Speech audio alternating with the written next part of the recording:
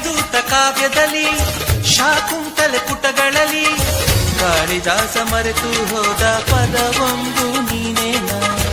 ಇಂದ್ರಲೋಕ ವೈಭವದಿ ಕೋಟಿ ಸುಖದ ಸ್ವಪ್ನದಲ್ಲಿ ಹೊರತೆಯೊಂದು ಬಂತು ಅದು ನೀನೇನ ನೀನೇನ.